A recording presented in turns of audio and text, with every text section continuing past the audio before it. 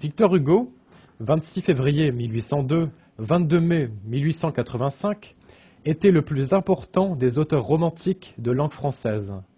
Il est né à Besançon en 1802, mais passe son enfance à Paris. Des séjours à Naples et en Espagne l'influenceront.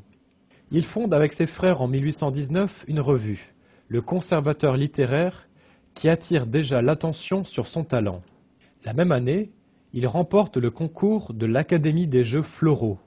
Son premier recueil de poèmes, Ode, paraît en 1822. Il a alors 20 ans.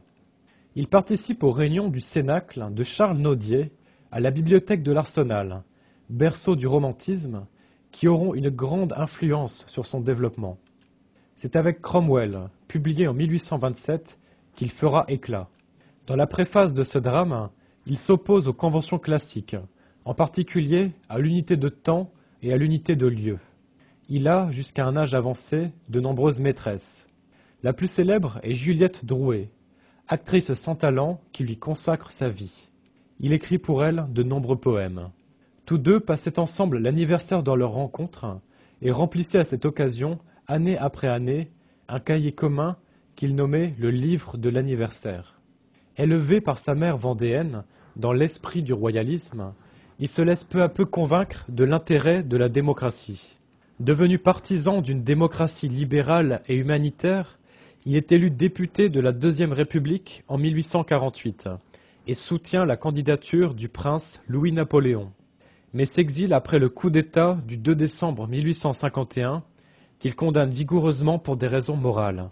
Sous le Second Empire, opposé à Napoléon III, il vit en exil à Jersey, puis à Guernesey et à Bruxelles. Il est l'un des seuls proscrits à refuser l'amnistie décidée quelque temps après. La perte de sa fille Léopoldine à Villequier, l'ayant laissé désemparé, il se laisse tenter à Jersey, en son souvenir, par des expériences de spiritisme, consignées dans un ouvrage étrange nommé « Les tables tournantes de Jersey ». Conformément à ses dernières volontés, c'est dans le corbillard des pauvres qu'il est enterré au Panthéon. Son cercueil étant au préalable resté plusieurs jours sous l'Arc de Triomphe, où on considère que 3 millions de personnes se déplacent alors pour lui rendre un dernier hommage.